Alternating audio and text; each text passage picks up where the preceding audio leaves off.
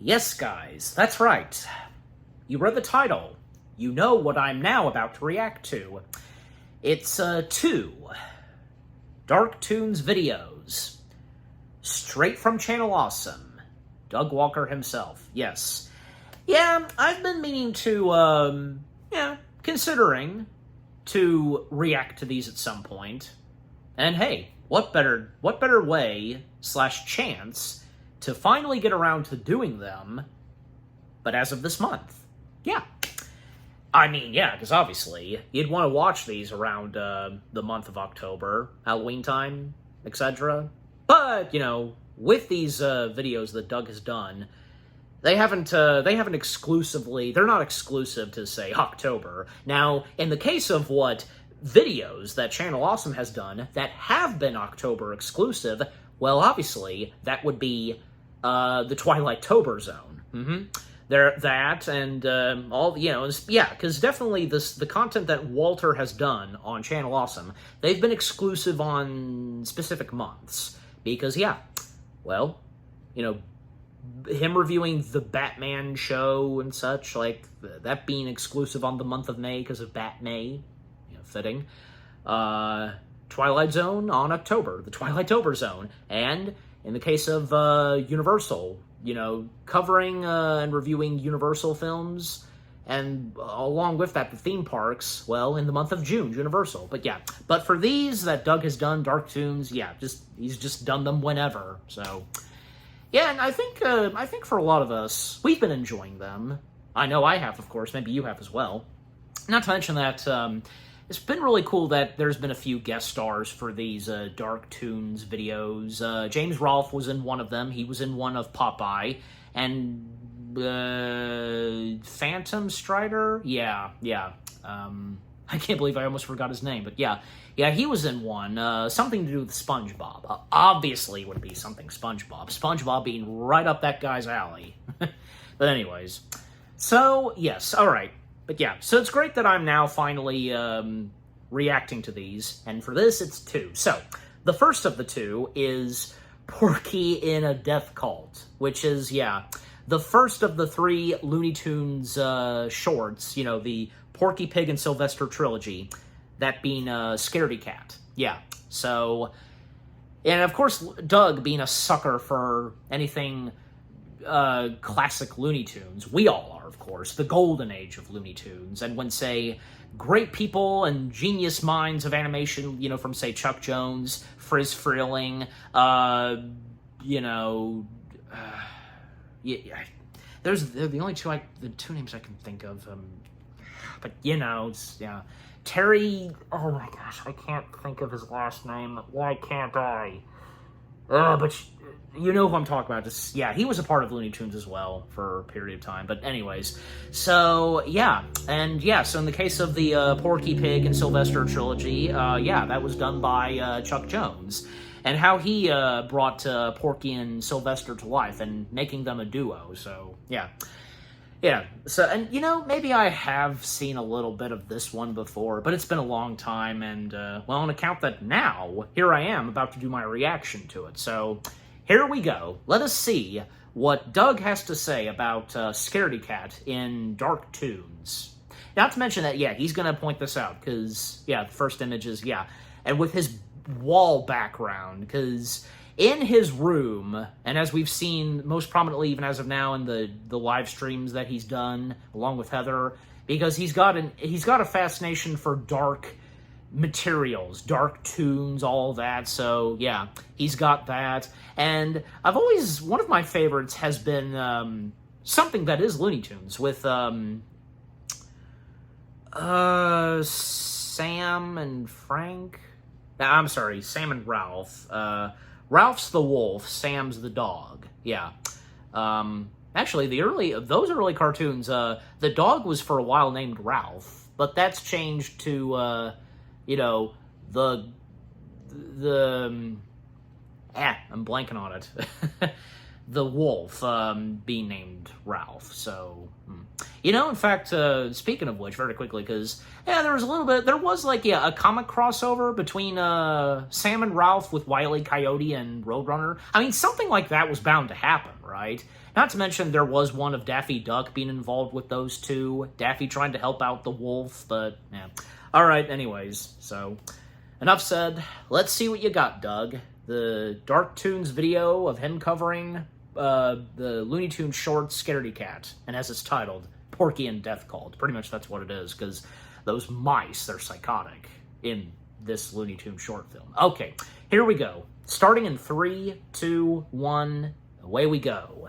If you look around my office, you might realize I have kind of a love for dark, twisted cartoons. And a lot of that may be because I grew up with a lot of dark, twisted cartoons. Now, I'm not talking about the ones like Batman or ones that were meant for older kids. I'm talking about the ones that were meant for little kids, and they probably should have been made for little kids. And I loved the hell out of them. I enjoyed how much they scared me. I loved how every time you got through one, you felt a little tougher. So I'm doing a series reacting and reviewing them. We're going to analyze how creative they are, how dark they are, and if the dark, twisted tone was warranted. So join me in taking a look at some Dark Toons.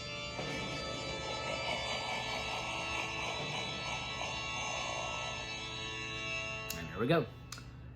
Not enough Looney Tunes cartoons have beheadings.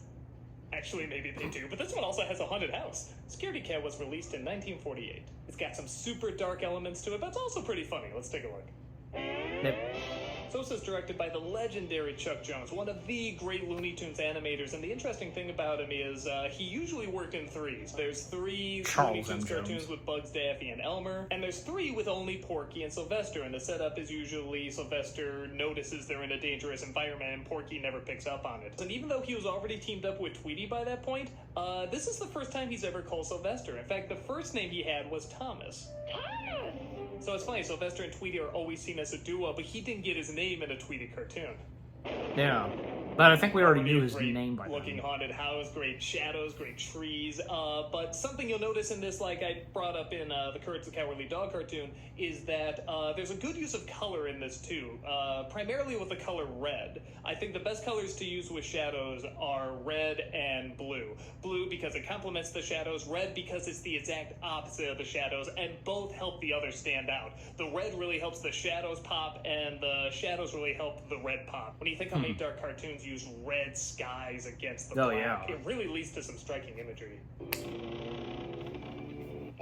We're very lucky because it's the only one the real estate agent had. Now, this is at a point where Chuck Jones was really experimenting with being really flexible but really solid too in later cartoons like What's Opera Doc or even some of the other Porky and Sylvester cartoons. That they're more angular and they're slanted, but they're more solid. Here, it's a little bit more rubbery, and the backgrounds can bend and twist a little bit more. Yeah. You'll notice Porky and Sylvester are a little bit more solid compared to his older cartoons, but they're not as solid as something like What's Opera Doc, which again leads to some great experimenting and kind of a nice in-between.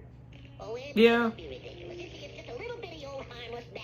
Sylvester's personality in this is very different from his other cartoons. Chuck Jones would often take personalities and kind of tweak them a little bit. Like even with the Roadrunner and Coyote, he might switch it out and have a Coyote and Bugs Bunny. And in this one, Sylvester doesn't talk. He's afraid of everything. He doesn't say suffer and succotash.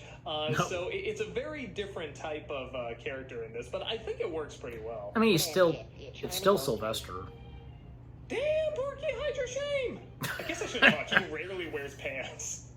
Yeah, just wears that blue coat, just like jacket. That staircase background is a perfect example of just being really flexible and not so solid. If you just look at those stairs, look at them in slow motion, you'll see they kind of bend, they kind of twist, and it's supposed to be like the camera's kind of twisting, but they have to do it all in the background. And it's something he doesn't have to do. He could just have it be like a profile, you know, just very easy like that. But because he has a twist, it gives kind of this weird angle and just sort of this fun way of looking at it. Here we go. Here's the death cult. Yep. How do flames have shadows? Why wouldn't they? Poor cat. God knows what number cat this is. That's about to have his head lopped off. And I think leading with the shadows, too. That's sort of a nice build-up. Are the shadows of the candles moving? It would be. That image is amazing. I want to print that output up there, man. That is amazing. So simple, but has so someone already made a this fan art of that? Red background and just this great-looking face. That's a work of art right there. Red also very clearly That could be the colored thumbnail. danger, so you have in the bedroom, it's very blue, it's very relaxing, you're going to bed. But as you get closer I'll to make that that thumbnail. kitchen, that downstairs area where all the bad stuff happens, it gets more red. It's more alert. I like this a lot because you don't see what happens to that other cat, and I think through Sylvester, I could make that, but miming no, it, I'll stick with what I it did. shows kind of a funny way of what happens, but also kind of a non-violent way. I mean, you don't want to see that cat's head lopped off in a Looney Tunes cartoon. Of course not. So I think this is I don't think they go that too clever way far. of being a little bit more friendly, but it's still pretty unsettling because you never see what happens to that cat, and this probably is what happened to him. Here's something you saw a lot back then that you wouldn't see now. And in a way, it's still Yep, that funny. was a very common thing in old Looney Tunes cartoons, usually with a gun to the Not head. just Looney Tunes. Most of the time, somebody would stop him, but not always. It's just a funny idea, too. He would rather kill Tex himself Avery? if he's Yeah. in that Why was I house. saying Like, Terry? He's not going to let them get him. That's such a dark idea. Get up and close the window, Sylvester. I really like this joke because he gets off, the bed goes back up. Usually in a joke like this, he would walk, he'd look down, go, rah, and fall, that's it. But they add the extra joke that he closes the window of this little birdhouse there, which, it's just great that there's a birdhouse there, but the fact that it has a window, I think is so funny. It just draws the joke out even more. And then the fact that Porky is placed perfectly back where he was, and he just doesn't notice a thing, like the whole world is making sure that Sylvester suffers, and Porky is completely content. Yeah. Now it's sponsored. Commercial break. Oh, If you want joy. just some great reaction shots, go and watch Sylvester's reactions in slow-mo. Just the reaction of them and the way the eyes, the pupils will sometimes leave the Yeah. eyes.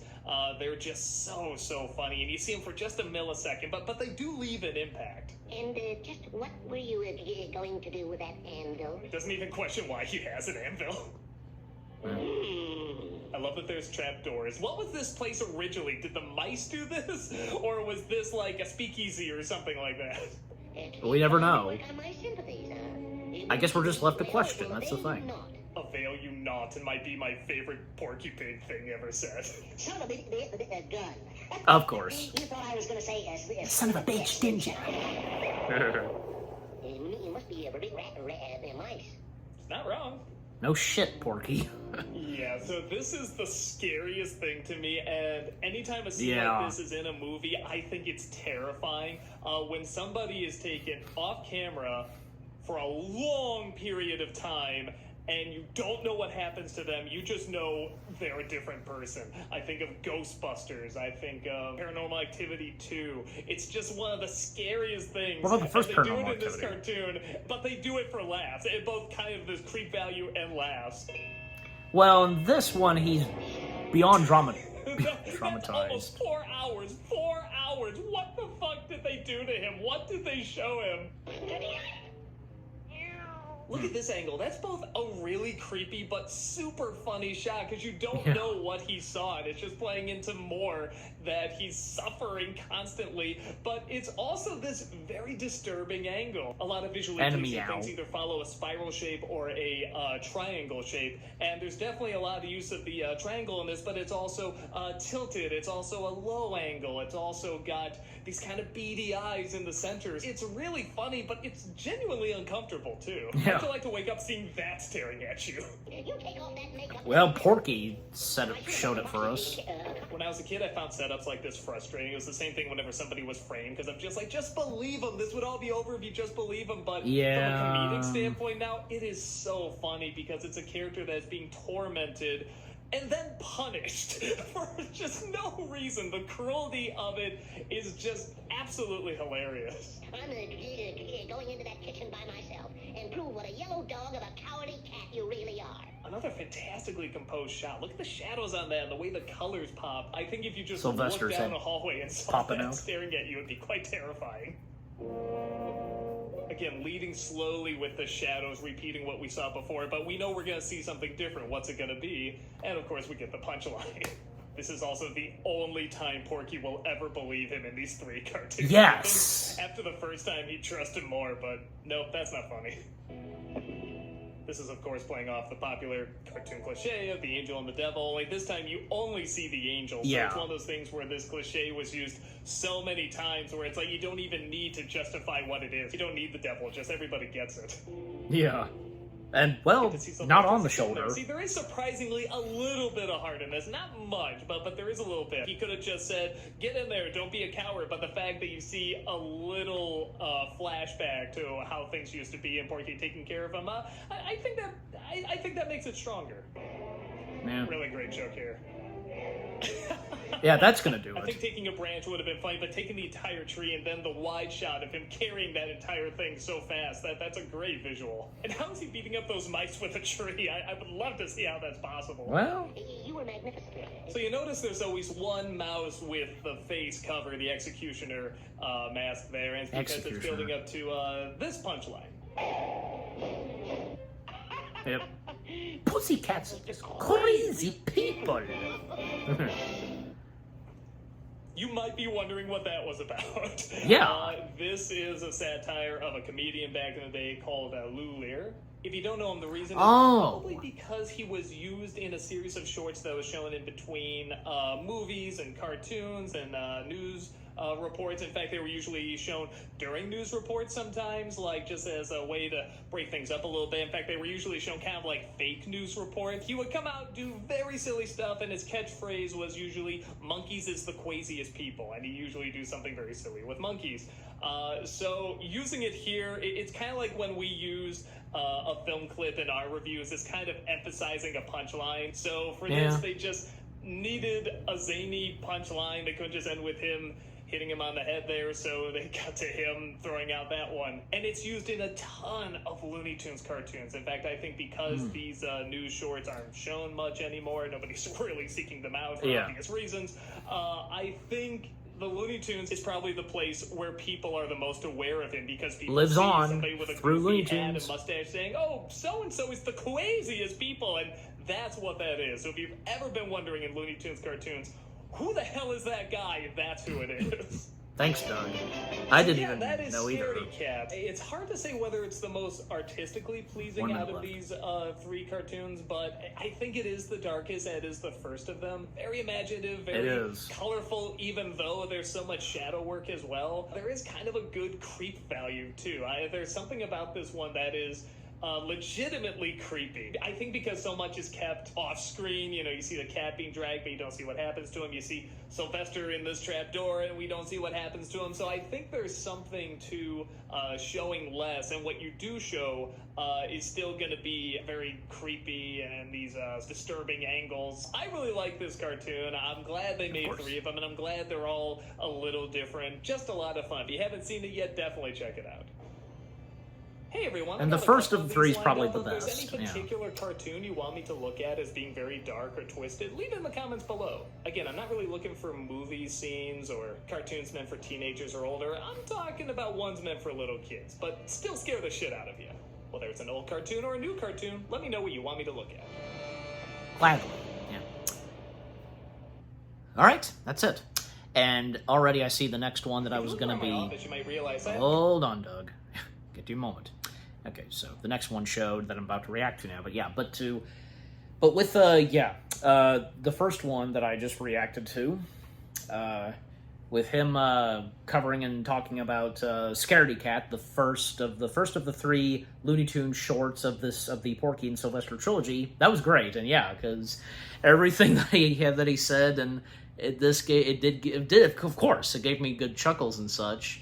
I mean, hey, that's what you would expect from good old Doug. Not just for nostalgia critic, but just anything else. Because at one part, Porky, completely naked, but because he's half naked anyway. He's always half naked. Just like I said, as we all know, wearing that blue jacket and also with the red bow tie. Yeah. Anyways, but Scaredy Cat being a dark one, it leaves you wondering, oh my gosh, what are the mice doing in that house? And the trap doors, and when Sylvester disappears for 4 hours, according to Doug. And that comedian, now I know. Thank you, Doug, because, okay. And I didn't quite fully realize that had been a trope. Yeah, that's the correct word to say, trope. The Looney Tunes cartoons had done for quite a while because of that comedian. And pretty much nowadays, you have no idea who that guy is, but in some ways, yeah. It's thanks to Looney Tunes that the memory and spirit of him lives on. Yeah. And obviously, because I presume, because, with Mel Blanc doing an impression of him. Spot on. Crazy people. What about you? What say you guys? Did you know before? And get that joke / reference on whom they were parroting of? That comedian guy, radio and such, that Doug talked about in full detail? Let me know. Anyways, but yeah, just overall, with what all Doug had to say about Scaredy Cat, that was good. That was great. All right, moving on. Next up, I didn't mean to go, well, what the heck? There we go. Let's try that again. Okay, now, green screen, backdrop changing, yep. Now we come to the second and last Dark Toons video that I am now about to react to. Doug talking about Runaway Brain. Yes. This one Disney short that, well, they made it, but nowadays they seem to ignore it and want it to be forgotten.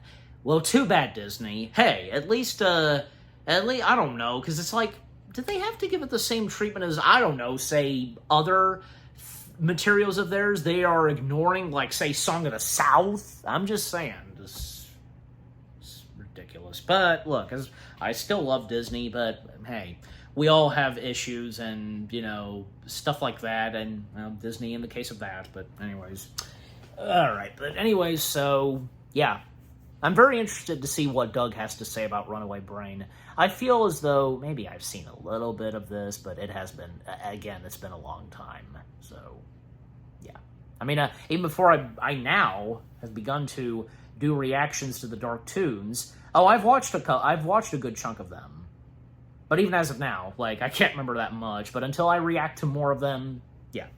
Anyways, so yeah. So again, yeah, Runaway Brain, because a very interesting Mickey Mouse short, and with what it had to offer. Because literally, we have Mickey Mouse whom gets his brain switched, and his body becomes like a zombie, a monster. Well, not zombie, but just a, monster, and so on. Well, that's because of, Mickey having switched brains with a Frankenstein-like monster, whom is Pete. Pete is betraying and playing the Frankenstein monster-like character, so, yeah.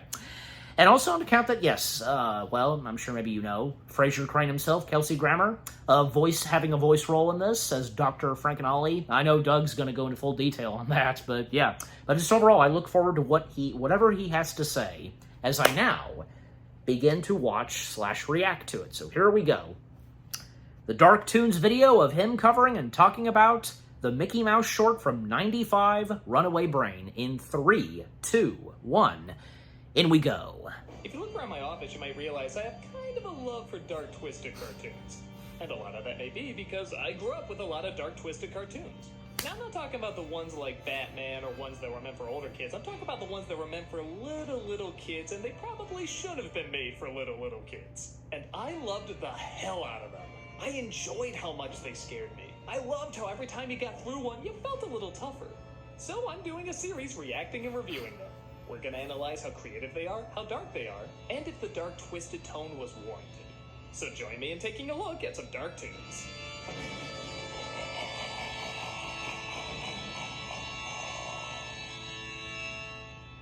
There we go. Man, this one was difficult to find. Runaway Brain was released in 1995. Though it's grown a bit of a following, it's very difficult to find a copy of, so let's finally take a look. How's it difficult? It's funny, because the first time I saw this, I didn't like it. It was shown to me, to our 8th grade class, before the film A Kid in King Arthur's Court, so I was not the right age, the right place, the right mindset, or anything. I think they did it to punish us, but to be fair, we were a pretty bad class. I've actually grown to really like it. I actually think it's very, very funny now. It was done by Chris Bailey, who hasn't directed a lot of cinematic stuff, but has done a lot of television, including Kim Possible. So that's probably why a lot of the action sequences in this are very good. And he did visual effects on the first X-Men film. For the charm of these Mickey Mouse cartoons usually isn't the comedy as much as the creativity, because he's actually shown up a couple times on this show with Goofy as a zombie and the Mad Doctor. And this is another one where the humor is not really around if they're okay, why isn't Runaway brain like it starts off with him addicted to video games? When has that ever been a thing with Mickey Mouse? But you can tell just by the expressions they want to do more with this. His eyes are a lot more buggy in this. There's one scene where he tightens a tie and he gets this very strange, exaggerated look, and that's not a look you usually get from Mickey Mouse. So you can tell they're trying to do things a little differently in this one, especially for 1995 Mickey Mouse. Now it's a little bit more common. Catch one of these. Especially the fluent animation and the traditional look and design of Mickey. It is pretty creative, I'll give it that. Oh, Mickey Mouse, you forgot, didn't you? Forgot what? Our anniversary? The colors in this are certainly darker than a usual Mickey Mouse cartoon as well. I think that's almost part of the charm when you watch a Mickey Mouse cartoon that's a little different, is that they really try to go different with the look of it. You think of like the stuff that stands out most, like Sorcerer's Apprentice and the Mad Doctor and things like this. It's people that try to take this very kind of boring character, he's just kind of happy and that's it, and they really try to turn him on his head with just this crazy, weird, kind of disturbing environment. Yeah. Wilhelm. This cartoon also has a ton of little details, like that was the Wilhelm scream, which now is officially in a Mickey Mouse short, I guess. I love the plant that's dead in the background. This whole room is completely destroyed, because clearly he's just too addicted to this video game. And I really love this setup. He's going to take her to this little miniature golf thing. It looks really boring, but under it just happens to be a trip to Hawaii, and that's legit funny. He's that's mouthing. A good Mickey Mouse moment without being dark. It's just a funny character moment. That expression alone is great. This is actually a funny Mickey Mouse cartoon. I really gotta give it credit. And the way Mickey Mouse does it, you know. So, funny bit of trivia, they always talk about why does Goofy walk around on two legs and yet Pluto is on a leash like a normal dog, even though they're both dogs. And something interesting I found out, at least in this, they're both voiced by the same person, Bill Farmer. Yeah. He actually does the voice of Goofy and Pluto. That was actually a funny little nugget I discovered there. Dr. Frank and Ollie is a very clever in-joke. Frank and Ollie are two of the original 9 old men, these very famous Disney animators. There's even a movie made about them called that. It came out the same year as this. To tie in, it is just very, very, very smart. I wonder if they were flattered by that. They liked that. Good homage to The Exorcist there. You just know something terrible is going to be in there. And just good recreation of the lighting there. Like I said, Shrek would do the same thing. Colors are really, really great. 13 Lobo Tommy Lane. Lobo Tommy. Another great joke. This is surprisingly really well written. A couple things you'll notice that get sucked into this little portal here. One is Zazu. I'm not entirely sure why. I think they just wanted to see feathers somewhere in there, so he works his way in. Zazu making a random cameo. Wonderfully mean joke. There is a pink slip that says JK on it, which is a reference to John Katzenberg, who just left Disney at that point to go find DreamWorks. So that's a little punch there. This is where the angles start to get a little fun here. Everything has this grand sort of wide-angle lens, fisheye lens look to it, and again, the star of the show really is anything but Mickey himself. It's the environment, it's the idea, it's the weird stuff he comes across. Dr. Frank and Ollie, there he is. As Kelsey Grammer as Frank and Ollie, who good sport to always keep coming back and just do these very short little roles for Disney. I mean, he must really, really enjoy it if he keeps coming back for such a small amount of work. I have no doubt. I swear I saw this character on Earthworm Jim. Maybe it's a coincidence, but they look eerily similar. And he did this a couple years before Toy Story 2. Good joke. You're not really gonna put your brain in his body? That's right. There's a very subtle little joke here. I don't know how many people get, but when he guesses what he's gonna do, he says, "Oh, put your brain in his body." That's right. He actually says the opposite of what that sound means. The light bulb. Again, just shows how not quite on the level this doctor is. Again, they're very quick, but this is kind of the imagery you don't usually associate that much with a Mickey Mouse cartoon, outside of the ones that do something a little different, like the Mad Doctor and so forth. I mean, look at some of this animation and these expressions and everything, and even the tilted angles. Like, they're really having fun with this. Oh, I don't feel like myself. This is very clever when you realize Mickey and Pete actually have very similar designs around the eyes and the nose. You'll find in a lot of cartoons. Minnie does, that's part Goofy of the style. a little Like, if you were bit, to take the eyes and nose and even mouth of like any Simpson character, they're mostly identical, and that's part of the style. So I think to sort of draw attention to that, literally draw attention to it, I think was pretty clever. Draw. I changed my mind. I don't want the money. I want my own body. Gruesome on Dr. Frankenolly here. Now that's dark. That Yes. is some dark stuff for kids there, man. He died happy. He died with a big smile on his face, pulling the He accomplished what he achieved. Man, again, something you would not expect to see in a Mickey Mouse cartoon. Nope. And commercial break. You monster. Me, Mickey. A lot of audiences, I guess, gave this movie a lot of flack because it was seeing Mickey as this kind of monster with scary eyes and stuff like that. But that's part of the fun. There's not That's part of the short, Mickey Mouse cartoons out there where he's going on a picnic or something. I mean, come on, this is awesome. That's old. There's actually 3 references, oddly enough, to Steamboat Willie in this. There's that when he's entering the place, he's whistling the Steamboat Willie theme, and then at the end, they play it over the end credits. They play the same theme. They did. So I don't know why so many callbacks. I mean, I guess it's a good thing to call back to. It's a classic. Stop! Thief! What is wrong with my body? 2 really great angles here. Starts off with just sort of these flat 2D layers, but then it goes almost seamlessly into CG with Mickey climbing the pole there, and then to this other great shot of him looking over. I can see a little bit of city. CG. They're just 2 beautifully done shots. Oh my!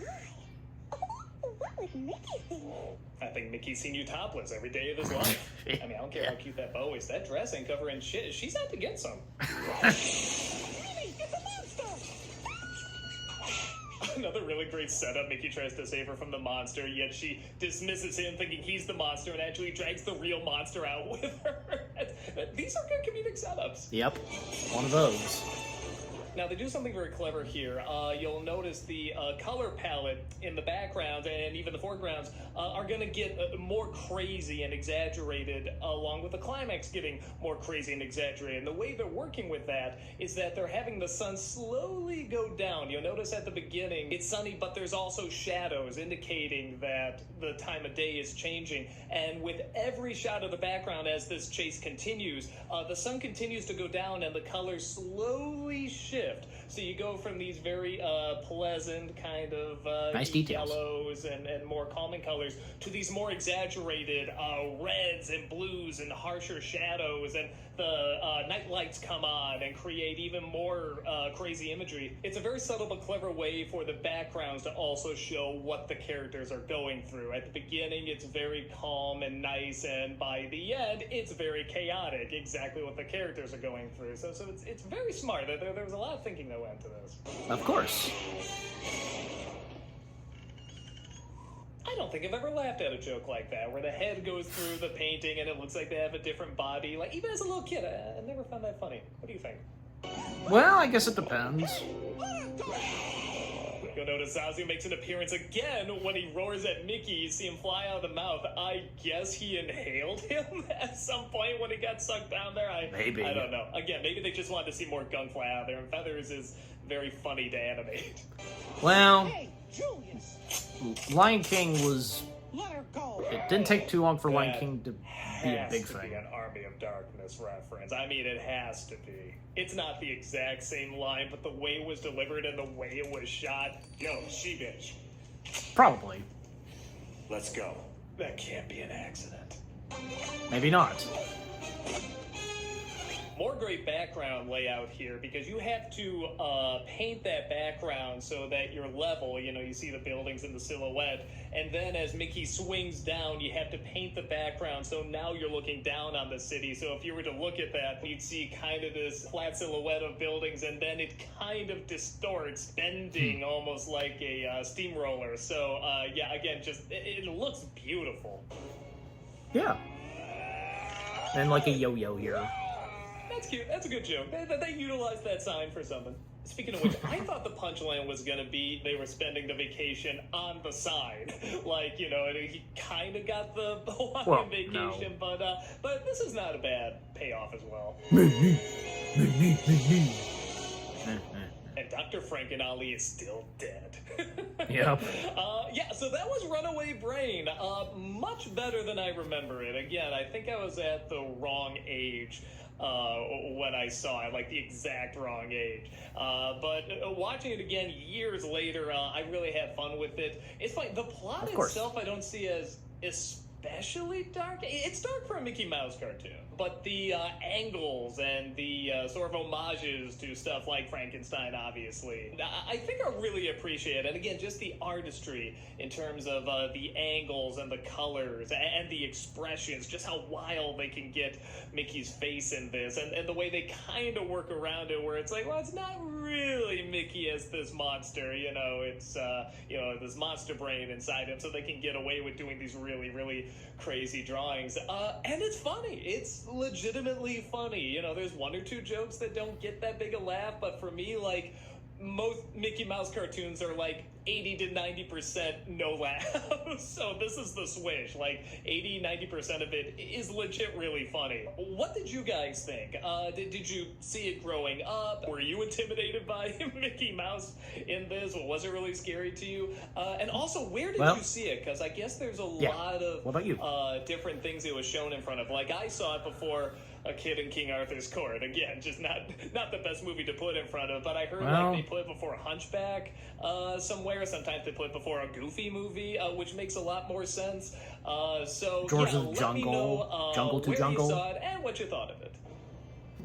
Hey everyone, if there's any particular cartoon you want me to look at as being very dark or twisted, leave it in the comments below. Again, I'm not really looking for movie scenes or cartoons meant for teenagers or older. I'm talking about ones meant for little kids, but still scare the shit out of you. Whether it's an old cartoon or a new cartoon, let me know what you want me to look at. All right, and that's it. Okay. All right, so that was the second and last Dark Toons video for me to react to for this reaction. Yep.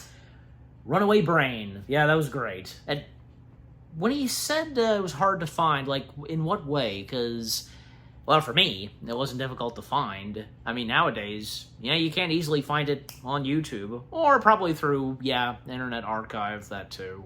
Internet Archive being a good thing, so... But, anyways, so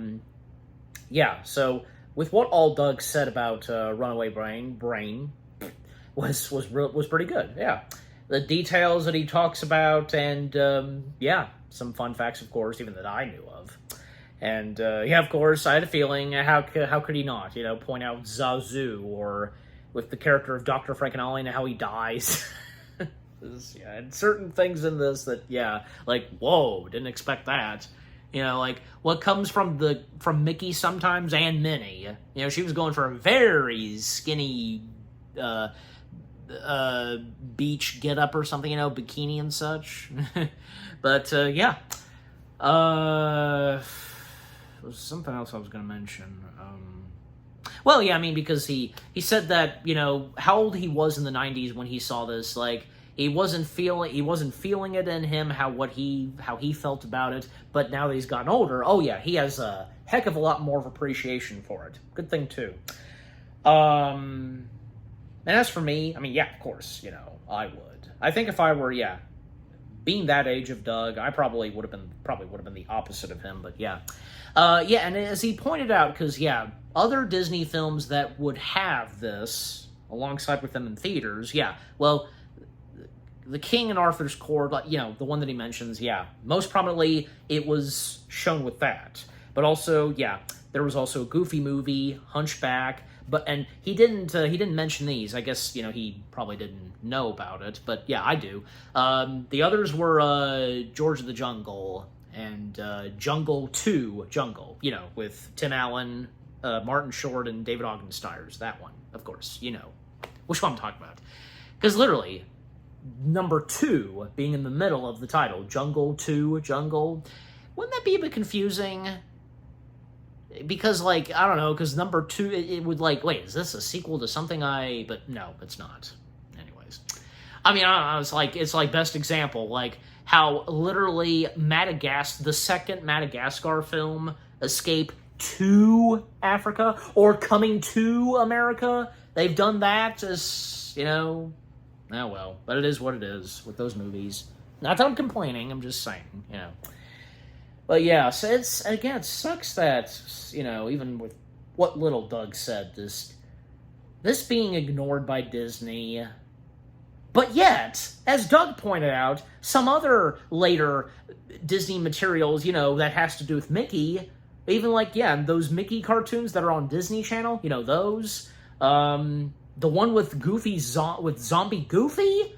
Okay, if they approve of that, and if that gets away with no trouble, then why does Runaway Brain just, I don't know, just one of those things. But also on account of Mad Doctor, I'm pretty sure Mad Doctor is still okay, how Disney still feels about it,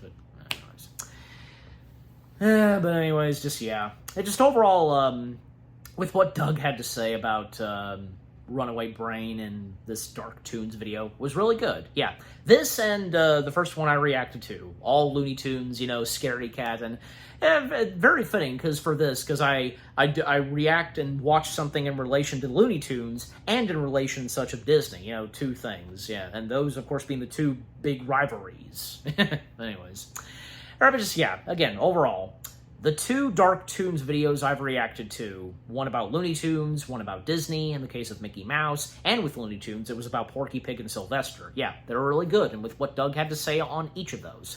And what about you guys? What did you think of the two Dark Toons videos themselves? Have you watched, I presume, the other series of Dark Toons videos? Have you enjoyed them? Which have been your favorites? And if these two that I've just reacted to, if they've been your favorites, would you like me to see do more of these? I plan to, but I'd still love to hear from you guys, by all means. Because, obviously I've been reacting to, as you know, I've only been mostly reacting to a lot of Nostalgia Critic content. And I've started to react to more than just, say, Nostalgia Critic videos on Channel Awesome. So, yeah. That's what I've been doing, and now I'm doing this. Good thing. Anyways, so yeah. And if you, by all means, don't overdo it. If you have any recommendations on what next Dark Toons videos I should react to, by all means, again, don't overdo it. Take it easy, nice and steady. Let me know in the comments section. Yeah. Anything that you probably 100% agree on with what Doug had to say on the two Dark Toons videos I've reacted to. Yeah. And if you've experienced them before, you've watched them, Scaredy Cat and Runaway Brain. Yeah. And especially on account of Runaway Brain. Yeah. But anyways, just overall, with that being said, what did you think of the two Dark Toons videos themselves with what all I've had to say, my reaction to them? And yeah, what did you think of my reaction to them? Leave comments and give this reaction video a like, as always. And so, guys, with all that being said, thank you very much for watching. I hope you guys enjoyed my reaction to the two Dark Toons videos from good old Doug Walker on Scaredy Cat and Runaway Brain. And because the title of the one of Scaredy Cat was, yeah, Porky in a Death Cult. Yeah, that's good. Yeah, so, yeah, with those two, yeah. But anyways, yeah, more reaction videos are coming your way. They're going to be awesome. Keep looking forward, and I will see you guys in the next video / reaction. Take care, and peace out.